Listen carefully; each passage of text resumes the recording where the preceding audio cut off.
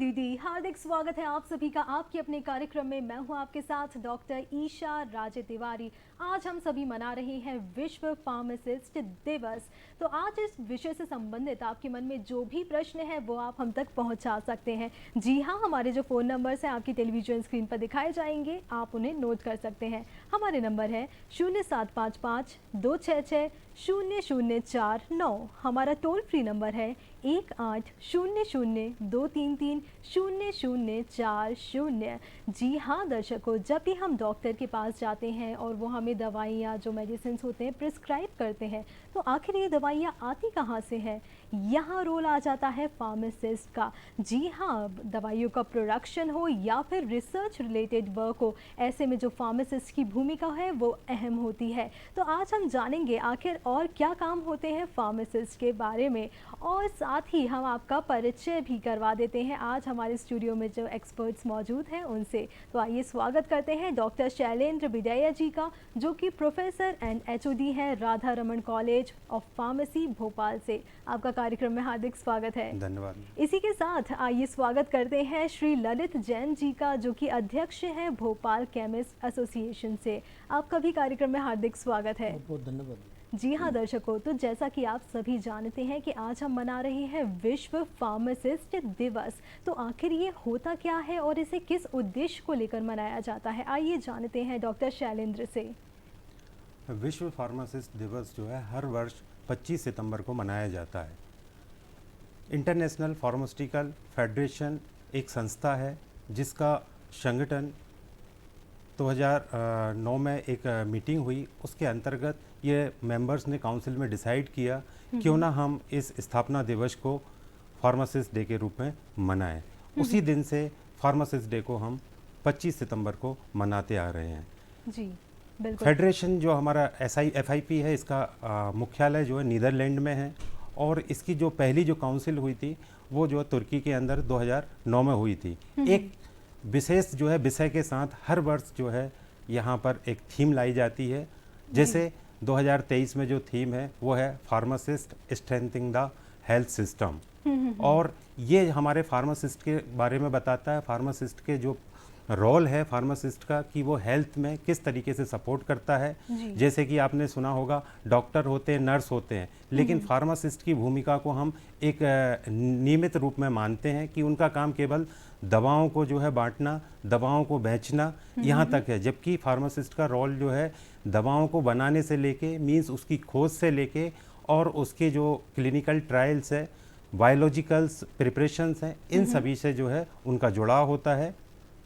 और ये जो है जुड़ाव जो है हमारे भविष्य में उनने जो कार्य किए हैं, फार्मासिस्ट ने जो कार्य किए हैं, उन कार्यों को हम सम्मानित करते हैं और उनको प्रोत्साहित करते हैं ताकि वो अच्छा काम करें और एक समाज में जो है उनकी एक प्रतिष्ठा बने।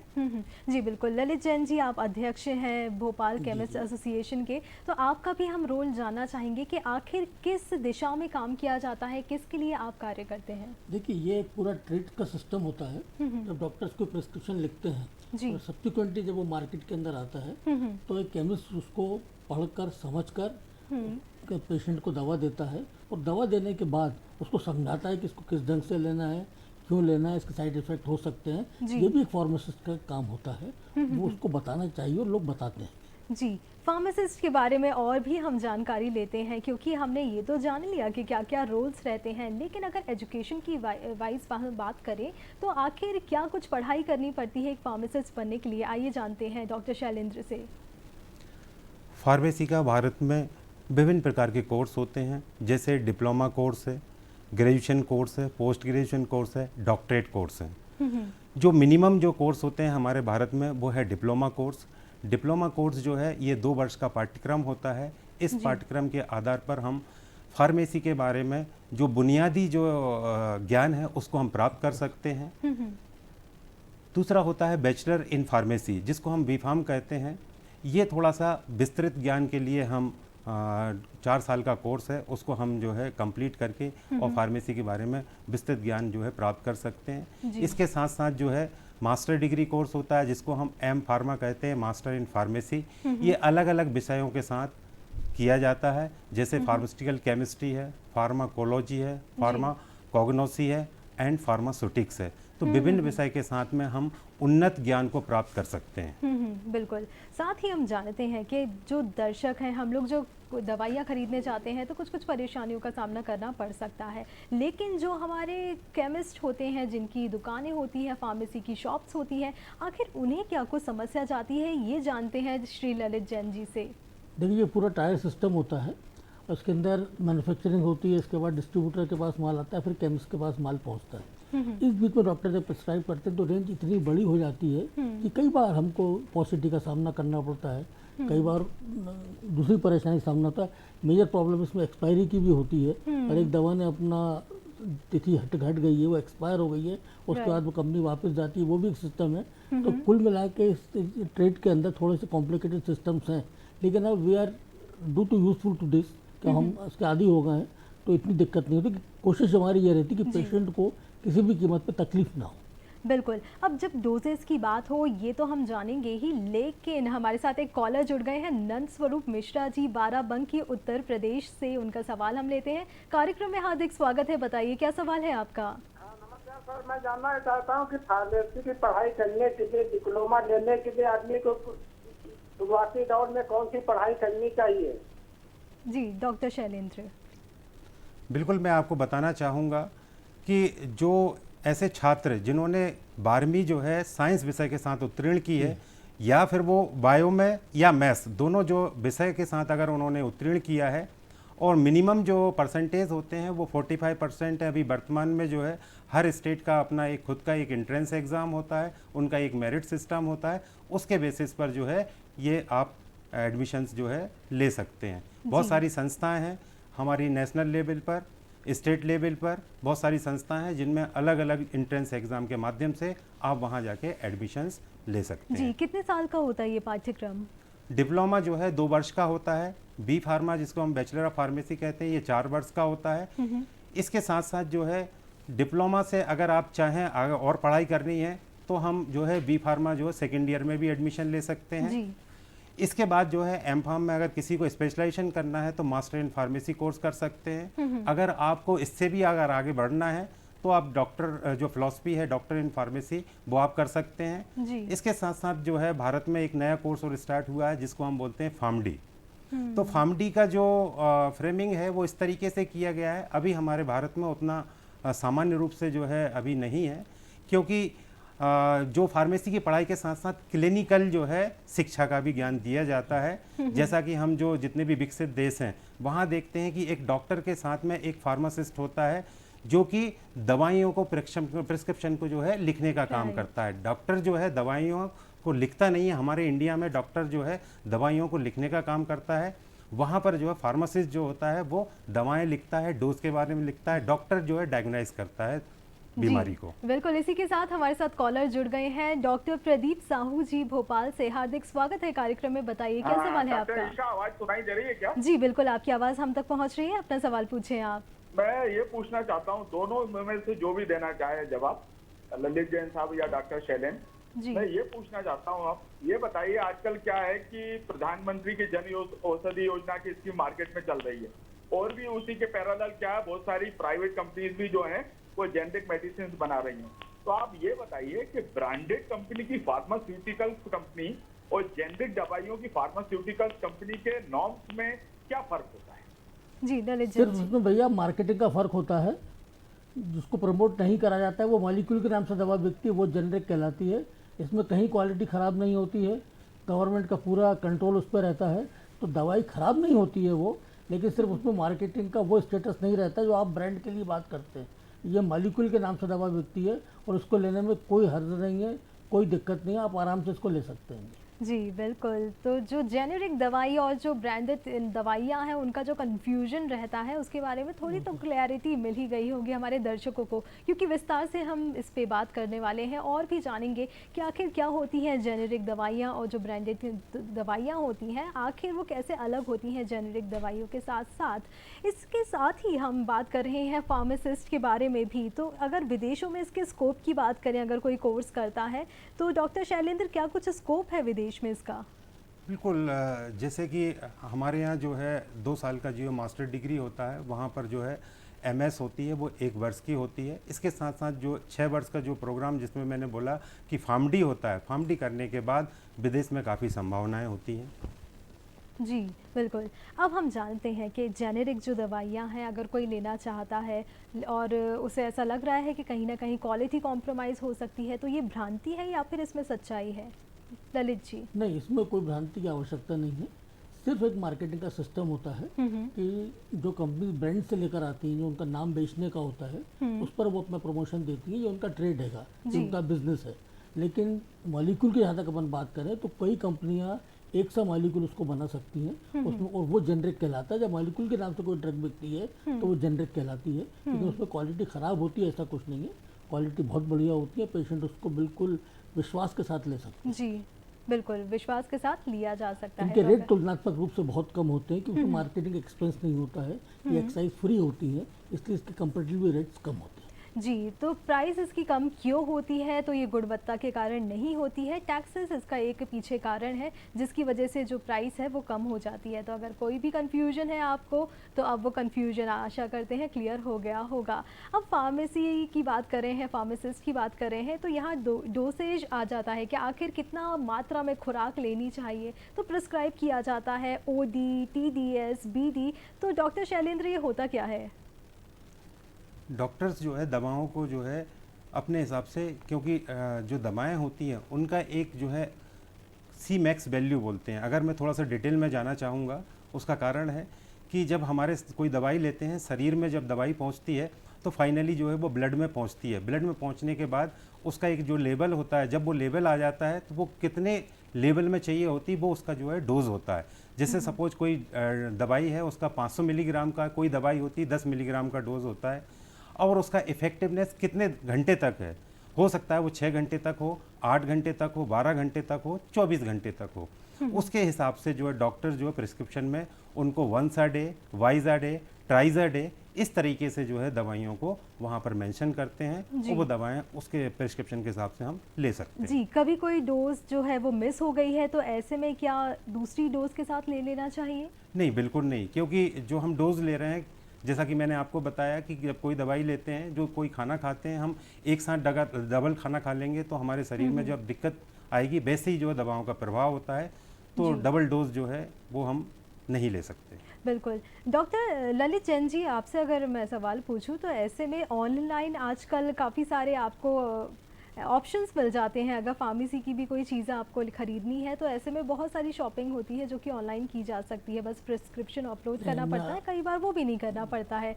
तो इसके एडवांटेजेस और डिसएडवांटेजेस मैं आपसे जानना चाहूँगी। एडवांटेजेस तो कम है कंपैरेटिवली जी, लेकिन ठीक है, एक सिस्टम इस समय देश में चला हुआ है ऑनलाइन का, लोग घर से निकलना पसंद नहीं करते हैं और ऑनलाइन अपने घर में सामान मंगवाते हैं। लेकिन दवा थोड़ा संवेदनशील क्षेत्र है और इसके अंदर ऑनलाइन को हम प्रमोट करने की सलाह लोगों को नहीं देते हैं, क्योंकि उसके माध्यम से जो नशे की दवाएं घर में पहुंच जाती हैं वो होता है, वो उसका मिसयूज़ होता है। और मिसयूज़ ऑफ ड्रग्स जो है वो सोसाइटी की एक बहुत बड़ी प्रॉब्लम है। तो उससे अगर बचना है और आपको सही दवा लेना है तो आपको काउंटर पर जाकर ही लेना चाहिए। डोंट रिलाई और बिलीव ऑन द ऑनलाइन। जी, डॉक्टर शैलेंद्र, अगर कोई जो डोज है वो प्रिस्क्राइब की गई है और उसे लिया भी जा रहा है, लेकिन लग रहा है कि अब तो ठीक हो गए, अब आगे लेने की ज़रूरत नहीं है, 5 दिन की लिखी थी लेकिन 3 दिन में ही ठीक महसूस हो रहा है और उसे बीच में बंद कर दिया, तो क्या इसके कुछ साइड इफ़ेक्ट्स भी देखे जा सकते हैं? जितनी भी इन्फेक्टियस डिजीज़ होती हैं उनको किल करने के लिए जो माइक्रोऑर्गेनिज्म होते हैं, चाहे वो बैक्टीरिया हो, वायरस हो, फंगस हो, उनके अगेंस्ट जो भी हम दवाइयाँ लेते हैं, वो दवाइयाँ जो है, क्योंकि उनका एक इंक्यूबेशन पीरियड होता है, हमारे शरीर में कितने समय तक जो वो माइक्रोऑर्गेनिज्म है, तो उस हिसाब से जो है वो दवाओं का डोज दिया जाता है और वो समय डिसाइड किया जाता है कि वो 3 दिन देना है या 5 दिन देना है। तो दवाएं जो है जितने समय के लिए लिखी जाती हैं उतने समय तक लेना चाहिए।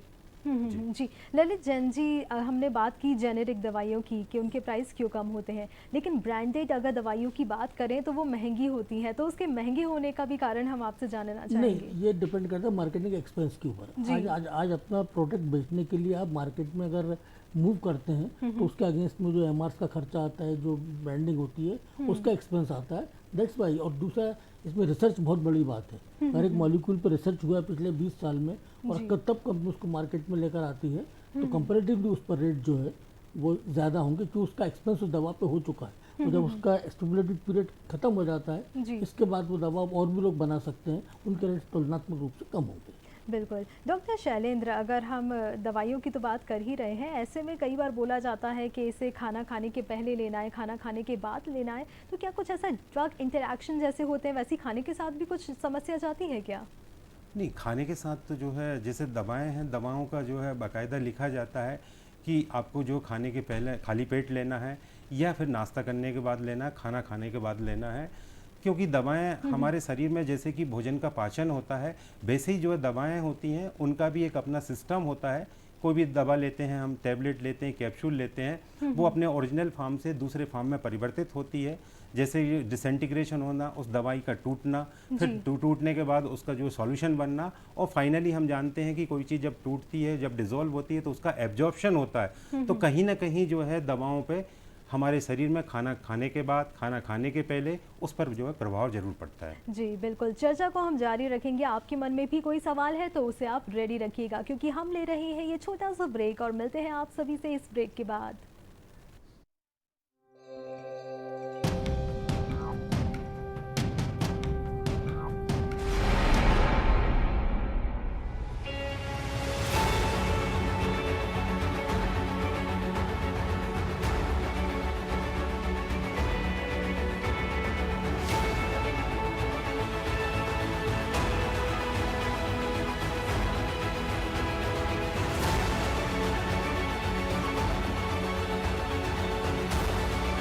देखिए वृत्तचित्र पर्यटन सखी 27 सितंबर बुधवार को शाम 7:30 बजे सिर्फ दूरदर्शन मध्य प्रदेश पर। 1857 जब आजाद हिंदुस्तान के सपने ने जन्म लिया। आइए जाने उन वीरों के बारे में जिन्होंने स्वतंत्रता की नींव रखकर इतिहास रच दिया। ये है उस वीरांगना की कहानी, कहते हैं जिसे झांसी की रानी। बचपन बीता संग खेल कृपाण ढाल कटारी, फिर राजा गंगाधर से ब्याह कर आई महल बन के रानी। हुआ राजा का निधन, सोचा सबने रानी बन जाएगी दासी। अवसर देख ब्रिटिश राज के फौजी पहुंचे द्वार झांसी। चंद्र तिलक माथे पर, हाथों में तलवार, साथ अपनी महिला सेना के किया जोर का वार। पुत्र दामोदर को कस लिया पीठ पर, दिया परिचय साहस का, लड़ी 7 दिन होके निडर। नहीं दूंगी अपनी झांसी, लगाई जोर की ललकार, आंच ना आने दी अपनी मिट्टी पर, अंग्रेजों की कोशिश हुई नाकाम। महीनों बाद अंग्रेज लौटे, फिर से धावा बोला। ग्वालियर में थी लक्ष्मीबाई, फिर उठा युद्ध का शोला। चारों ओर से घेरा दुश्मन ने, घायल हुई रानी। वीर गति को प्राप्त हुई वो नारी, वो मर्दानी। वीरता की थी वो साक्षात मूरत, थी स्वतंत्रता की मशाल जलाई। याद रहेगी हमेशा उनकी कहानी, वो थी रानी लक्ष्मीबाई। 1857 के जंग के किस्से आज भी हर भारतवासी के मन में जोश और उत्साह भर देते हैं। ऐसे ही वीरों की प्रेरणादायक कहानियां लेकर हम फिर लौटेंगे। आजादी की अमृत कहानियां, सूचना एवं प्रसारण मंत्रालय और नेटफ्लिक्स द्वारा प्रस्तुत। कार्यक्रम में एक बार फिर से आप सभी का हार्दिक स्वागत है। आज हम बात कर रहे हैं विश्व फार्मासिस्ट दिवस के बारे में, और इस विषय पे हमें जानकारी दे रहे हैं डॉक्टर शैलेंद्र विदया जी और साथ ही श्री ललित जैन जी। आपके मन में भी अगर आज के विषय से संबंधित कोई भी सवाल है या फिर कुछ ऐसी समस्या है जिसका आपका कभी ऐसा सामना करना पड़ा हो, तो उसके लिए भी आप हमसे संपर्क कर सकते हैं। हमसे संपर्क करने के लिए नंबर एक बार फिर से आप देख लीजिए। हमारा नंबर है 0755 266 0049। हमारा टोल फ्री नंबर है 1800 233 0040। तो ये नंबर आप ज़रूर नोट करके रख लीजिए। और कोई भी समस्या है, अगर फार्मासिस्ट से संबंधित, फार्मेसी से संबंधित, कुछ दवाइयों से संबंधित आपके मन में सवाल है, तो वो आप बिल्कुल हम तक पूछ सकते हैं। तो आइए अब हम जानते हैं ललित जैन जी से, क्योंकि बहुत सारी ऐसी दवाइयाँ होती हैं जिनकी एक्सपायरी डेट आ जाती है और हम उसे ख़रीद लेते हैं, या फिर हमारे घर में ही रखे रखे उसकी एक्सपायरी डेट निकल चुकी है। अब ऐसे में उन दवाइयों को डिस्पोज किया जाता है तो लोग कहीं भी फेंक देते हैं। हॉस्पिटल्स में भी बहुत सारी ऐसी दवाइयाँ निकल के आ जाती हैं जिससे काफ़ी कचरा भी फैलता है। तो हमारे जो प्रधानमंत्री जी हैं वो स्वच्छता ही सेवा ये बोल भी रहे हैं, इसे प्रमोट भी कर रहे हैं। तो इसके लिए क्या कुछ किया जाता है, कैसे इसे मैनेज किया जाता है कि गंदगी ना फैले, स्वच्छता बनी रहे?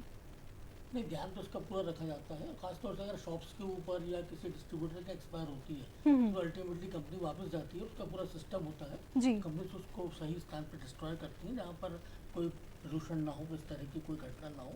लेकिन लोगों के घर में जो होती है वो उसको कचरा समझते कचरे में डाल देते हैं, वो नहीं होना चाहिए। इसका एक अवेयरनेस प्रोग्राम भी हमने चलाया था, लोग उसको नहीं ऐसा करें। लेकिन अल्टीमेटली ये सॉर्ट ऑफ अवेयरनेस है कि लोग कम से कम उसको अपने घर के अंदर एक्सपायर ना होने दें। इसके बाद भी कभी कभी मेडिसिन घर में एक्सपायर होती हैं और ख़ासतौर से जब वो उस स्ट्रिप को जब काटते हैं, अगर उसकी डेट से वो कट जाती है तो फिर वो पता नहीं होता है कि एक्सपायर हुई या नहीं हुई। तो लोगों को इसका भी ध्यान रखना चाहिए कि हम कहाँ से गोली निकालें और कहाँ से नहीं निकालें। जी, तो इस चीज़ का भी ध्यान रखना है। और दर्शकों को हमने जाना कि जो स्वच्छता है वही सेवा है। जी हाँ, अगर दवाई से संबंधित भी हम जो कचरा है, वैसे भी आमतौर पर हमें कचरा कहीं नहीं करना चाहिए और हर चीज़ का एक गाइडलाइन होती है कि कैसे डिस्पोज करना है। वातावरण को अगर हमें स्वच्छ रखना है तो कैसे हमें कुछ चीज़ों का ध्यान रखना चाहिए, कौन सा कचरा कहाँ डालना है। तो बहुत सारी ऐसी गाइडलाइंस हैं जिनका हमें पालन करना चाहिए और स्वच्छता को बरकरार रखना चाहिए, क्योंकि आज हम स्वास्थ्य से संबंधित बात भी कर रहे हैं। तो अगर हमारे आसपास स्वच्छता है तो हम भी स्वस्थ रहेंगे।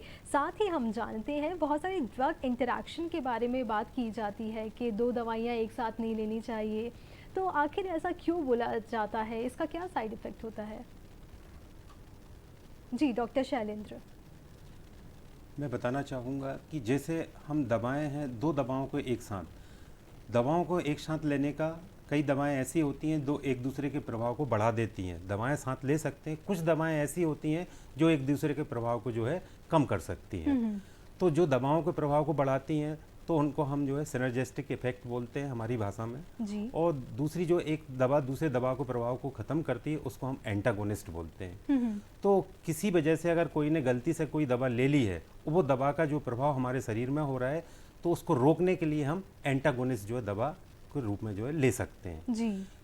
कभी अनजाने में भी ऐसा हो सकता है कि डॉक्टर ने जो दवाएं लिखी हैं वो गलती से अगर जो दवा एक दूसरे के एंटागोनिस्ट हैं वो अगर हम ले ली है तो उसका एक दूसरे का प्रभाव खत्म हो जाता है, बाकी शरीर में ऐसी कोई दिक्कत नहीं आती है। जी ललित जैन जी, आमतौर पर ऐसा देखा गया है कि लोग जब दवाइयाँ खरीदने जाते हैं तो उनके पास प्रिस्क्रिप्शन नहीं होता है, क्योंकि अपनी मन मर्जी से भी चले जाते हैं और ऐसे में दवाई मिल भी जाती है। क्या कुछ रूल बनाया गया है कि आपको प्रिस्क्रिप्शन के बाद ही दवाइयाँ मिलेंगी? नहीं, ये रूल तो है ही कि बिना प्रिस्क्रिप्शन दवा नहीं बेची जाती है। लेकिन जो OTC प्रोडक्ट होते हैं उसको हम ओवर द काउंटर बोलते हैं, जिसमें तो ग्लाइकोडेन आ जाता है या इस तरह के आइटम आते हैं, वो केमिस्ट फ्री होता है बेचने के लिए। लेकिन अमूमन तौर पर पेशेंट की आदत होती है कि केमिस्ट की दुकान पर गया, सर दर्द की दवा दे देना। तो इस प्रैक्टिस को बहुत कम करने की कोशिश करी है, लेकिन कभी कभी उनकी आर्थिक स्थिति को देखते हुए, ये देखते हुए इसमें दिक्कत आती है कि तो उन दवाओं को सरकार ने अलग कर दिया है। जिन दवाओं का आप देखते हैं टीवी पर ऐड आता है, जैसे पैरासीटामोल है, तो अब ये फ्री हो गई है,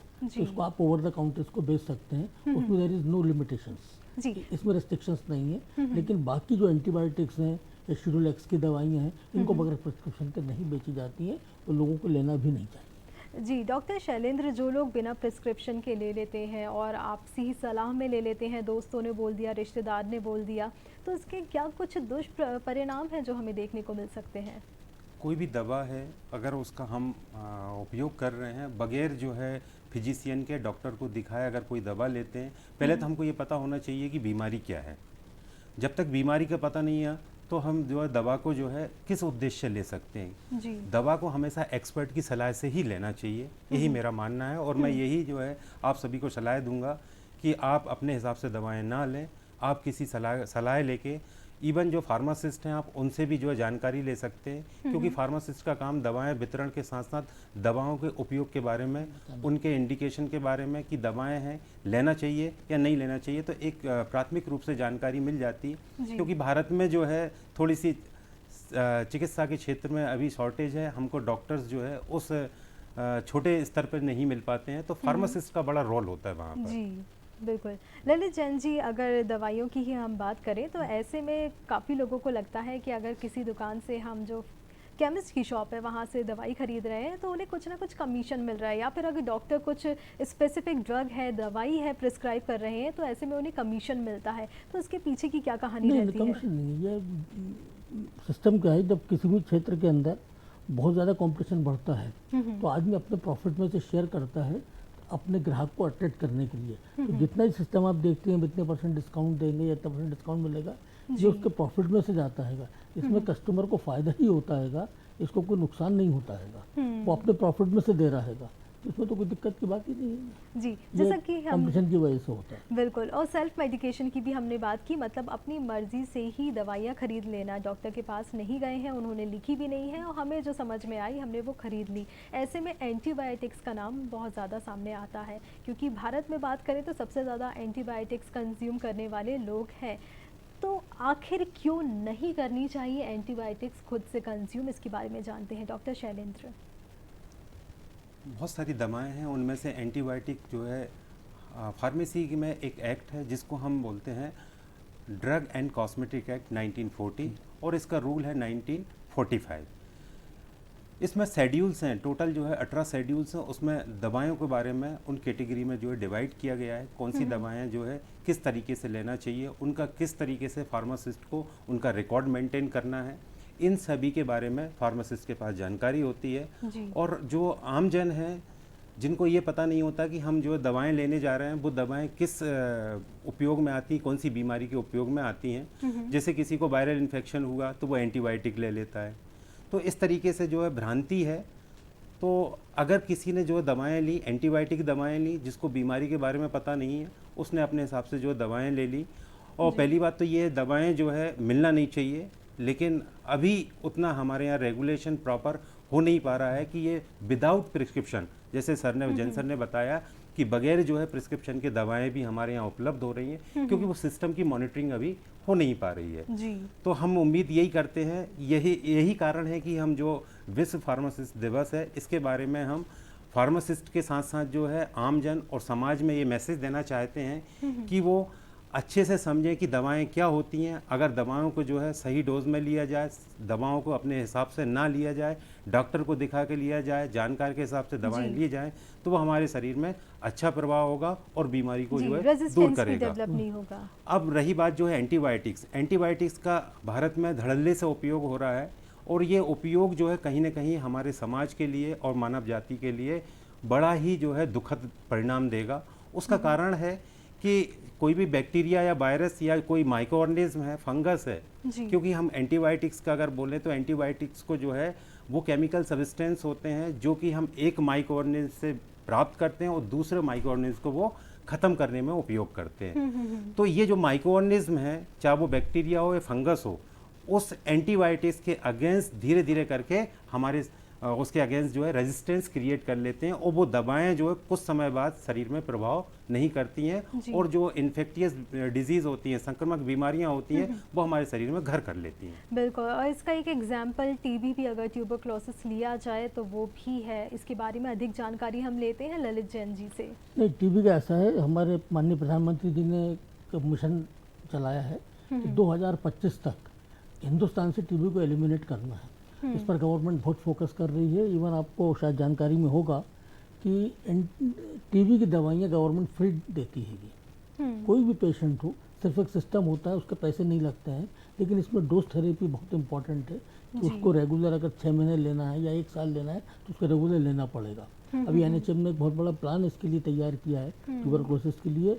और अभी एंटीबायोटिक की बात जो आप कर रही थी, तो एंटीबायोटिक में मिसयूज ऑफ एंटीबायोटिक जो है वो एक बहुत बड़ा सेक्टर हो गया है। तो गवर्नमेंट का फोकस इस चीज़ पर है। इवन जानवरों के अंदर भी, वेटनरी सेक्टर में भी जो एंटीबायोटिक दिए जाते हैं उस पर भी कंट्रोल करने की बात चल रही है। तो गवर्नमेंट भी अपना काम कर रही है, लोग में अवेयरनेस भी बढ़ रही है। लेकिन जब कोई चीज़ होती है हम उसको समेटने की कोशिश करते हैं तो उसमें प्रॉब्लम्स और हर्डल्स आती हैं, लेकिन हम जीरो पे नहीं खड़े हैं, हम बहुत आगे बढ़ चुके हैं। एंटीबायोटिक में अवेयरनेस भी आई है, लोगों को समझ में भी आया है, और हिंदुस्तान से टीबी बहुत ज़्यादा कम भी हुई है। अब पेशेंट जो पहले आपको अगर एक सेलम प्लाके में 100 पेशेंट मिलते थे, अब वहाँ 3 मिल रहे हैं। इसका मतलब उसके परसेंटेज में ग्रेजुअली गिरावट आ रही है। तो this is the good sign for India. बिल्कुल। एक सामान्य सा प्रश्न है डॉक्टर शैलेंद्र आपसे, जब दवाइयाँ खरीद के लाते हैं तो उसके स्टोरेज पे हम बात कर लेते हैं कि उसका रख-रखाव कैसे करना चाहिए? क्या कुछ ऐसा है कि ठंडी जगह पे रखना चाहिए या फिर कुछ ऐसे रूम टेम्परेचर का भी ध्यान रखना चाहिए? और जो हमारे दर्शक हैं उन्हें हम बताना चाहेंगे कि हमारा जो कार्यक्रम है ये सजीव चल रहा है, तो आज के विषय से संबंधित जो भी प्रश्न हैं वो आप हम तक पहुँचा सकते हैं। हमारे नंबर आपकी टेलीविज़न स्क्रीन पर दिखाए जा रहे हैं। कोई भी सवाल है, कोई भी प्रश्न है, वो आप हम तक पहुंचा सकते हैं, उसे ज़रूर पूछें। तो आइए हम वापस चलते हैं डॉक्टर शैलेंद्र, हम आपसे जानते हैं कि स्टोरेज कैसे किया जाता है दवाइयों का? दवाओं का स्टोरेज जो है, जैसे कि हम सभी जानते हैं, आजकल जो दवाएं आ रही हैं पैकिंग उस हिसाब से आती है जिसमें जो मेडिकामेंट्स है उसके अंदर जो ड्रग है, जो दवाई है, वो बाहरी प्रभाव ज़्यादा ना पड़े, उस हिसाब से जो है आजकल पैकिंग की जाती है जी। इसके साथ साथ घर में जो है वो सुविधाएं नहीं हो सकती जो मेडिकल स्टोर में होती है। हर आदमी के पास, जो हर इंसान के पास वो फ्रिज वाली कंडीशंस नहीं होती हैं। तो जब ऐसा कुछ होता है तो हम डॉक्टर जो है सलाह देता है कि जो दवाएं हैं इनमें से 2 दवाएं हैं जो कि आपको फ्रिज में रखना है।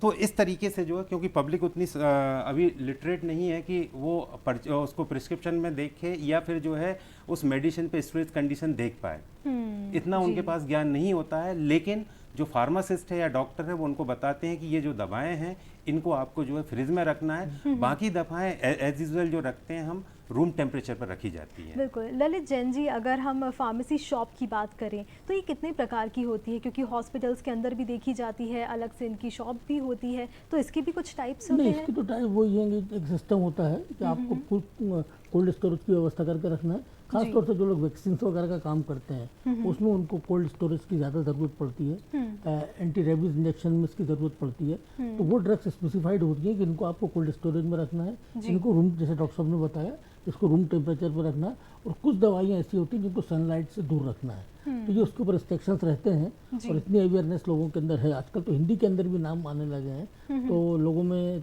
तकलीफ की स्थिति नहीं है। लोग जानते हैं कि हमको उसको कहाँ रखना है। उसकी एफिकेसी बरकरार रखने के लिए ज़रूरी होता है कि हम उसको फॉलो करें। बिल्कुल। डॉक्टर शैलेंद्र, कुछ ऐसी बातें जिनका एक आम व्यक्ति को ध्यान रखना चाहिए, क्योंकि दवाई की कभी ना कभी ज़रूरत पड़ जाती है, वो डॉक्टर के प्रिस्क्रिप्शन से खरीदी जा सकती है, लेकिन एक जो मरीज़ होता है उन्हें किन बातों का ध्यान रखना चाहिए? सबसे पहले जो है मरीज को जो है ये ध्यान रखना चाहिए, जैसा कि हमारे फार्मासिस्ट हैं वो बाकायदा प्रिस्क्रिप्शन में जो दवाइयाँ लिखी होती हैं उनको एक एनवलप में रख के उसके ऊपर वो लिख देते हैं कि ये सुबह लेना है, शाम को लेना है, खाना खाने के पहले लेना है, खाना खाने के बाद में लेना है। तो ये अवेयरनेस तो नहीं बोलेंगे, अवेयरनेस जो है आ गई है धीरे धीरे करके, जो है जो कंज्यूमर्स हैं उनके अंदर अवेयरनेस है, वो उसी लिफाफे में रखते हैं जहाँ जो है दवाई जो है उनको दी गई है। जी।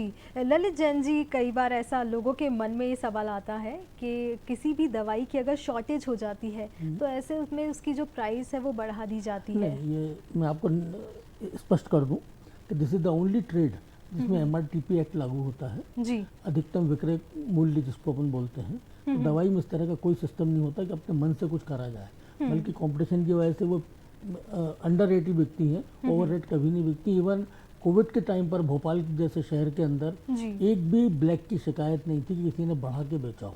तो ये कल्चर है। और दवा व्यवसाय में जो आदमी होता है वो कम से कम सेवा का भाव लेकर आता है, तो इतना कष्ट तो नहीं होता कि किसी को बढ़ के दवा मिले। बिल्कुल। इसके साथ ही अगर किसी को कुछ शिकायत करनी है ललित जैन जी, अगर किसी फार्मेसी शॉप पे गए हैं और वहाँ पे कुछ उन्हें समस्या जा रही है तो उसके लिए कहाँ संपर्क करना पड़ेगा? फूड एंड कंट्रोल का ऑफिस होता है जो भोपाल में ईदगाह के ऊपर है, उसमें आप अपनी शिकायत कर सकता है। भोपाल में इंस्पेक्टर्स हैं, वो उसको वॉच करते हैं। तो अगर कोई शिकायत है तो वहाँ पे आराम से आदमी बात कर सकता है, अपनी शिकायत दर्ज करा सकता है कि हमको ये दिक्कत है। किसी को कोई समस्या जा रही है तो क्या वो आपसे भी संपर्क कर सकता है? Of course. बिल्कुल। तो कैसे संपर्क करेगा आपसे? मेरा नंबर लिख लीजिएगा जी, वो नंबर से बात करें। उसको प्रॉब्लम अगर है, प्रॉब्लम जेन्युइन होना चाहिए। ऐसा नहीं हो कि वो सरकारी दवा लेकर आया और केमिस्ट को वापस करने आया और बोला कि उन्होंने मना कर दिया, तो दिस इज रॉन्ग। अगर वो सही प्रैक्टिस में और सही उसकी जेन्युइन प्रॉब्लम है तो उसकी बिल्कुल हेल्प करी जाएगी, कोई दिक्कत नहीं। बिल्कुल। ये दवाइयों की जो कॉस्ट है उसमें कई परिवर्तन होते जाते हैं। कभी ऐसा होता है कि हम मेडिकल शॉप पे जाते हैं तो किसी दवाई पे 5% डिस्काउंट मिल रहा है, किसी पे 10% होता है, तो आखिर ये चेंजेस वेरिएशन क्यों होते हैं? पहले भी निवेदन किया था कि ये कंपटीशन की वजह से है। कभी कभी ऐसा होता है किसी मॉलिक्यूल में गवर्नमेंट ने रेट कम करे जी। और रेट कम करने के बाद जब वो आप मार्केट में आता है और किसी के पास पुराना स्टॉक पड़ा हुआ है तो आपको कंपैरिजन दिखता है कि यार वहाँ इतने की मिल रही है, यहाँ इतने की मिल रही है। लेकिन बाकी गवर्नमेंट की इसके ऊपर पूरी मॉनिटरिंग रहती है, लेकिन शेड्यूल चलता रहता है, इसकी रेगुलर मॉनिटरिंग होती है। रेट्स कम भी अब ज़्यादा तो अब हो ही नहीं रहा है, रेट्स तुलनात्मक रूप से कम ही हो रहे हैं। जी। तो ये दिक्कत कहीं कहीं आ सकती है, किसी के पास पुराना स्टॉक हो तो वो आ सकता है, लेकिन उसमें कोई क्या ये शिकायत लेके भी आपके पास आया जा नहीं, सकता इसमें है? शिकायत की गुंजाइश ही नहीं है। क्योंकि ऐसे में तो किसी व्यक्ति को ऐसा लगेगा कि हमें घाटा हो रहा इसमें है। शिकायत की गुंजाइश ही नहीं है, क्योंकि वो गलत नहीं कर रहा है। जी। उसके बाद वो स्टॉक था जो उसका उस रेट का खरीदा हुआ था, उसको कहीं का दूसरी जगह नया स्टॉक मिलता है जो कम रेट वाला है, वो परचेस कर सकते हैं, फ्री टू डू दिस। जी बिल्कुल। डॉक्टर शैलेंद्र, आपसे हम ये जानना चाहेंगे कि कुछ ऐसे डॉक्टर्स होते हैं जिनके पास कंसल्टेशन के लिए जाया जाता है और उनके पास ऑप्शन ये रहता है कि उनके खुद के कहीं ना कहीं कॉन्टेक्ट्स रहते हैं या फिर फार्मेसी अपनी क्लिनिक में ही होती है या उनका जो हॉस्पिटल है वहाँ पे रहती है। अब वो जो दवाई है वो सिर्फ वहीं पे मिलती है, वो बाकी जगह घूमता रहता है व्यक्ति लेकिन उसे कहीं नहीं मिलती है, ऐसा क्यों? नहीं, ऐसा नहीं है, क्योंकि जैसे जैन सर ने बताया कि जो दवाएं हैं, ब्रांडेड दवाएं हैं, वो ब्रांडेड दवाएं जो है आप कहीं भी जाएंगे, बस डिपेंड ये करता है क्योंकि केमिस्ट है, वो केमिस्ट जो है दवाओं का कितना स्टोरेज करेगा, क्योंकि लाखों की संख्या में जो दवाएं होती हैं और हर एक को जो है वो रेंज मेंटेन करना पॉसिबल नहीं होता, इसलिए ऐसा हमको भ्रम लगता है। लेकिन वो दवाएं अगर आप जो उनको समय देंगे कि एक दिन का समय है तो वो आपको जो है अवेलेबल करा सकते हैं। ऐसा नहीं है कि सिर्फ जो है डॉक्टर का फार्मेसी है तो वहाँ पे ही वो दवाएं मिलेंगी, बाकी अदर पर नहीं मिलेंगी, क्योंकि वहाँ पर अवेलेबल है, दूसरी जगह भी वो अवेलेबल हो जाएंगी, उस टाइम पे ना मिले लेकिन कुछ समय बाद जो है वो मिल सकती है। तो ऐसी कोई मोनोपोली जैसी चीज़ नहीं बिल्कुल होती। ललित जैन जी, क्योंकि अब ऐसा रहता है कि किसी की मजबूरी ये रहती है कि जब दवा प्रिस्क्राइब की उसे तो तभी खरीदनी है, ऐसे में उसे जहाँ से मिल रही है वो खरीद लेता है। लेकिन ये जो समस्या है ये आम समस्या है, अधिकतर लोगों में ये देखी जाती है कि वो इससे जूझते हैं। तो क्या कुछ ऐसा रेगुलेशन बनाया गया है कि आपको कुछ दवाइयाँ हैं हर शॉप पे अवेलेबल होनी चाहिए? नहीं, ये रेगुलेशन नहीं है इसका, क्योंकि इतनी बड़ी रेंज हो गई है। जैसे पैरासीटामोल है, पैरासीटामोल आपको इन जनरल मालूम है कि पैरासीटामोल है, लेकिन अगर हम इसके ब्रांड की बात करें तो भोपाल जैसे एवरेज शहर के अंदर भी कम से कम 300 ब्रांड होंगे जिसकी पैरासीटामोल आती होगी। तो ये संभव नहीं, जैसे डॉक्टर साहब ने बोला, ये संभव नहीं है कि पेशेंट हर चीज़ को रखे, संभव ही नहीं है। जी। तो वो जो रेंज होती है, अगर जो स्पेसिफाइड रेंज होती है, आज आपने एक डॉक्टर को दिखाया तो उसके आसपास के केमिस्ट के पास आपको वो ब्रांड ज़रूर मिल जाएंगे। तो इसमें कहीं कोई भ्रांति नहीं है, लेकिन रेंज इतनी बढ़ गई है कि पूरे को कैटर करना, पूरे को मैनेज करना प्रैक्टिकल दिस इज इम्पॉसिबल। जी, पैरासीटामोल तो बहुत ही आम नहीं, मैं एक सी हो एग्जांपल गई दिया है। मैंने आपको, ऐसे कई ब्रांड्स हैं।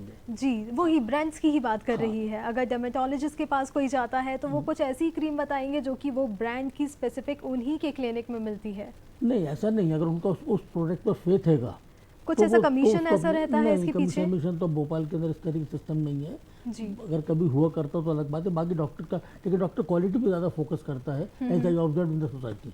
जी बिल्कुल। इसके साथ ही जो रिसर्च वर्क है, अगर किसी को फार्मासिस्ट बनना है तो हमने स्कोप के बारे में भी जाना कि कितनी अलग अलग फील्ड है, ऐसा ही नहीं है कि उन्हें फार्मेसी शॉप ही खोलनी पड़ेगी। तो उसके बारे में भी जानते हैं कि आखिर रिसर्च में किया क्या जाता है। फार्मेसी एक बड़ा ही जो है क्षेत्र है जिसमें अपार संभावना है, करियर की अपार संभावना है, रोजगार की संभावना है, व्यवसाय की संभावना है। और सबसे जो मुख्य है वो है रिसर्च और डेवलपमेंट। रिसर्च और डेवलपमेंट के अंतर्गत जो है कोई भी दवा, उसका हम बात करें कि कोई भी दवा जब मार्केट में आती है उसको आने में जो समय लगता है, जैसे 10,000 जो मॉलिक्यूल्स हैं, अगर हम उनकी स्क्रीनिंग करते हैं जब स्क्रीनिंग होगी और उसमें समय लगेगा 10 साल का, 10 साल के बाद जो रिजल्ट मिलेगा वो हमारे पास 1 से 2 मॉलिक्यूल्स हो सकते हैं। इतना जो कम परसेंटेज होता है। तो रिसर्च के अंतर्गत हम ड्रग और उसके साथ साथ प्रोटीन्स और जो अदर मॉलिक्यूल्स होते हैं उनके साथ भी हम स्टडी करते हैं। इसके लिए ड्रग डिस्कवरी और ड्रग जो है प्रोसेस करके जो है, आजकल तो कंप्यूटर का ज़माना आ गया है, तो computer aided drug design softwares आ गए हैं। उन सॉफ्टवेयर के आने की वजह से जो हमको 10 साल का समय लगता था वो कम होके वो 2 साल 3 साल, क्योंकि हम अमूनन अगर ये देखते थे कि पहले 10 साल समय लग रहा है तो वो प्रैक्टिकली हमको जो है चीज़ें करना पड़ती थी। अब सॉफ्टवेयर आ गए हैं तो वो स्क्रीनिंग करके और उसकी जो मिनिमाइजेशन है, जो हम 10,000 कंपाउंड ले रहे थे उसमें से स्क्रीनिंग करके लास्ट में हमारे पास ऐसा होता है कि 10,000 में से हमारे पास जो है 5 प्रोडक्ट तो आ गए, लेकिन वो प्रोडक्ट जो है कम समय में मिल गए। तो ये जो है रिसर्च का जो है मेन आइडिया होता है, और कहीं ना कहीं रिसर्च में जो है फार्मासिस्ट का भी बहुत बड़ा रोल होता है। फार्मासिस्ट का जो है केवल ये नहीं है कि वो जो दवाएं हैं डॉक्टर लिखता है उसको जो बेचना है, ऐसा जो है फार्मासिस्ट का काम नहीं है। जिसने डिप्लोमा किया, ग्रेजुएशन किया, मास्टर डिग्री की, जी हाँ, पीएचडी की, वो पर्सन जो है एक फार्मासिस्ट कहलाता है, क्योंकि उसका रजिस्ट्रेशन है देश में और विदेश में भी। बिल्कुल, हमारे यहाँ देश में जो है फार्मेसी काउंसिल ऑफ इंडिया है जो कि पूरे एजुकेशन को रेगुलेशन करती है। जी, जैसे कि डॉक्टर होते हैं जो मेडिकल काउंसिल ऑफ इंडिया में रजिस्टर्ड होते हैं, वही प्रैक्टिस कर सकता है। ऐसे ही फार्मेसी में जो है हमारा जो फार्मेसी किया हुआ है, डिप्लोमा किया हुआ, ग्रेजुएशन किया हुआ, उसका जो रजिस्ट्रेशन होता है, रजिस्ट्रेशन के बाद जो है जो फार्मासिस्ट होता है उसको हम बोलते हैं रजिस्टर्ड फार्मासिस्ट। वो ही किसी सरकारी नौकरी में काम कर सकता है, कोई व्यवसाय स्टार्ट करना है उसको, चाहे वो मेडिकल स्टोर हो, मैन्युफैक्चरिंग यूनिट लगानी हो, तो पहले वो रजिस्टर्ड होना चाहिए। इसके बाद जो है हमारे जो ड्रग कंट्रोलर ऑफिस होते हैं, जैसे सर ने बताया, तो वहाँ पर जो है अलग अलग फॉर्म होते हैं, लाइसेंस इशू कराने होते हैं, वहाँ अप्लाई करते हैं, उसका जो कमेटी आती है, वहाँ इंस्पेक्टर आते हैं, इंस्पेक्शन करते हैं और आपको अप्रूवल देते हैं।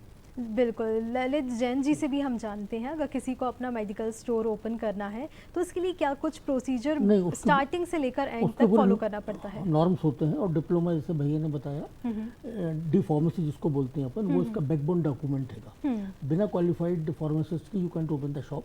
आपके पास डिप्लोमा है और इसके बाद उसका 118 स्क्वायर फीट का आपका शॉप होना चाहिए, फर्नीचर होना चाहिए और अच्छे शेल्फ होने चाहिए, फ्रिज होना चाहिए, ये सारे नॉर्म्स होते हैं। इसके बाद वो आदमी उसको अप्लाई। ये खुद की ही पास डिग्री होनी चाहिए या फिर किसी और की भी लेकर और उसके थ्रू भी फार्मासिस्ट को अपने एज ए एम्प्लॉय रख सकते हो, लेकिन at the time of selling, दवा बेचने के टाइम फार्मेसी दुकान में रहना चाहिए।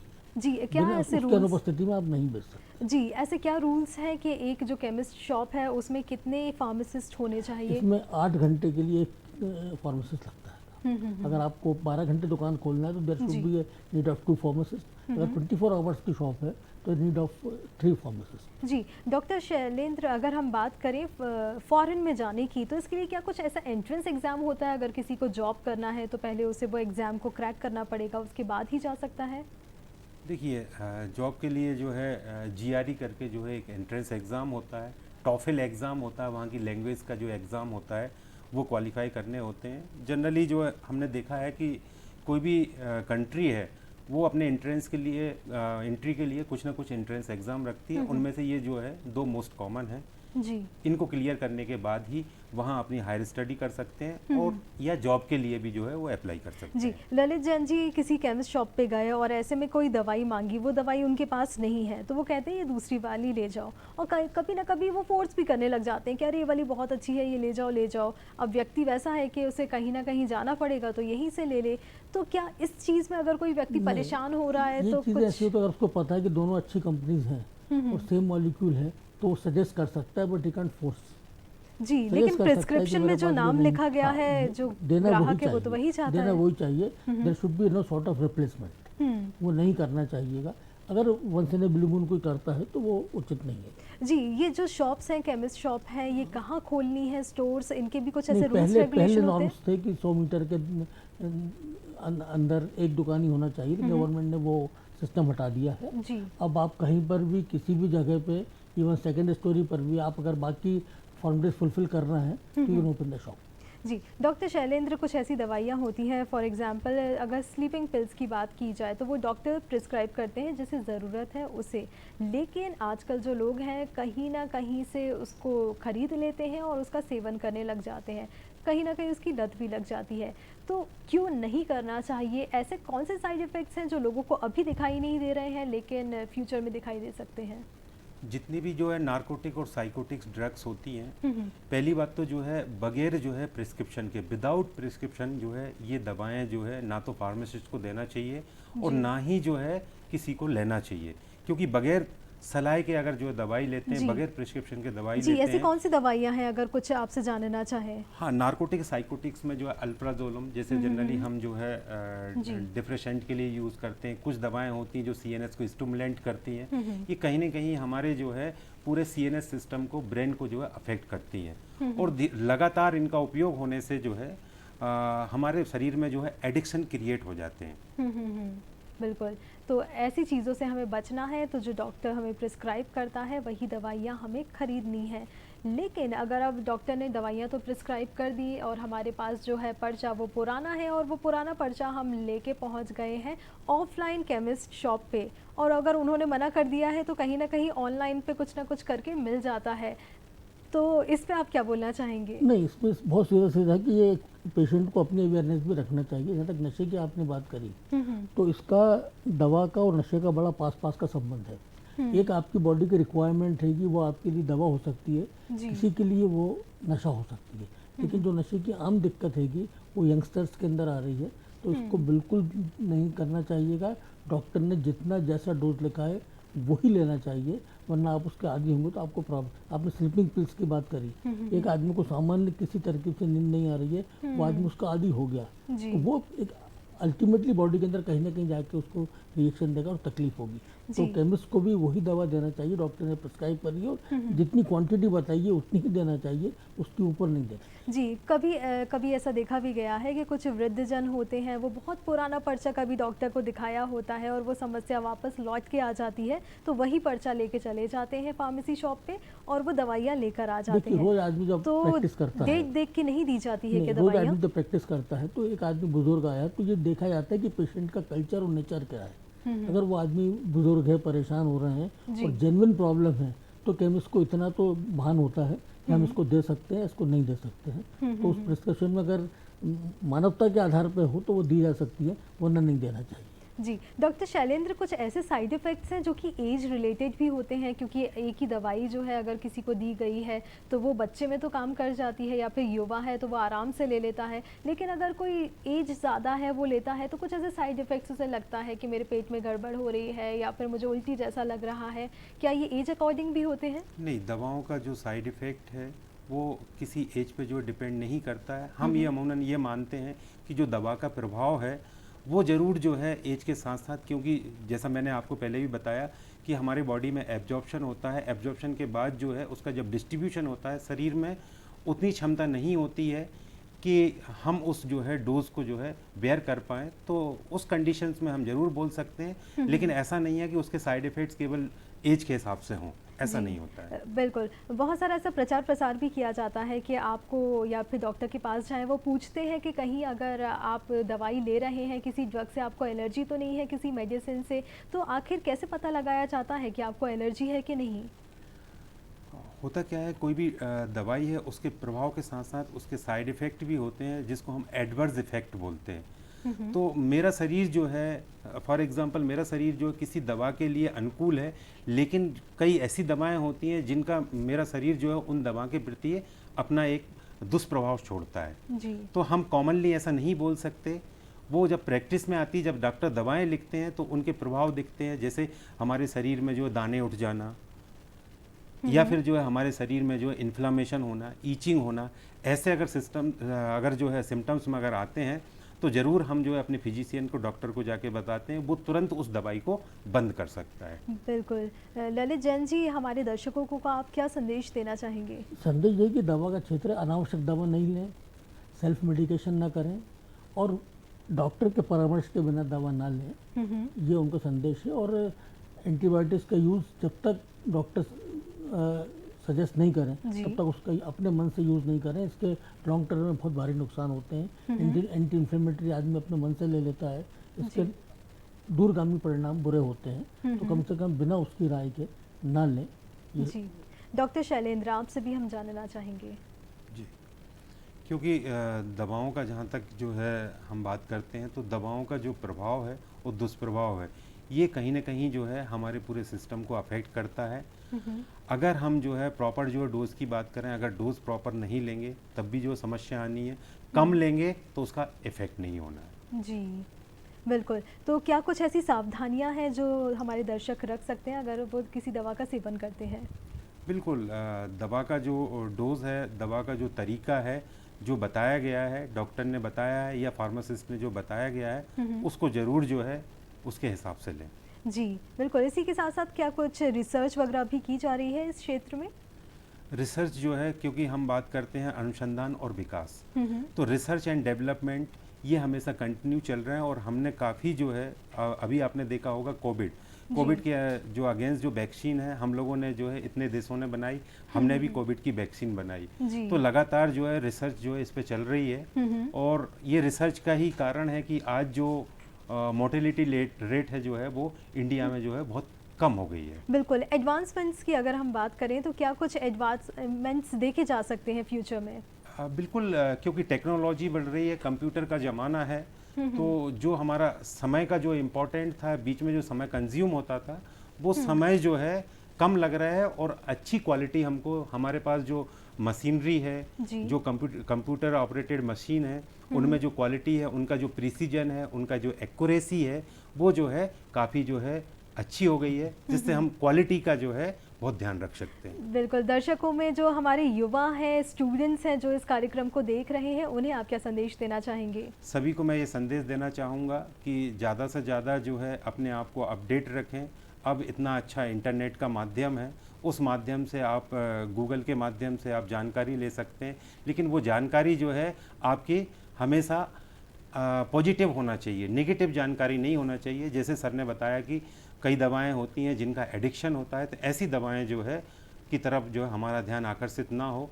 और चाहेंगे कि जो हमारा विश्व फार्मेसी दिवस है, इसके माध्यम से मैं यही बताना चाहूँगा कि जो दवाएं हैं, दवाओं का जो प्रयोग है वो किस हिसाब से किया जाए, और जो दवाओं को बनाने वाले लोग हैं, दवाओं से संबंधित हैं, हेल्थ से संबंधित हैं, वो किस तरीके से जो है आपकी सेवाएं करते हैं और उनका कितना बड़ा रोल है। के लिए बने होते हैं, वैसे भी हमें जानकारी होनी चाहिए। डॉक्टर शैलेंद्र जी और श्री ललित जैन जी, आप हमारे साथ कार्यक्रम में जुड़े, इसके लिए आप दोनों का हार्दिक धन्यवाद। धन्यवाद। इसी के साथ दर्शकों, डॉक्टर ईशा राजे तिवारी और हेलो दीदी की टीम को दीजिए आज्ञा। नमस्कार।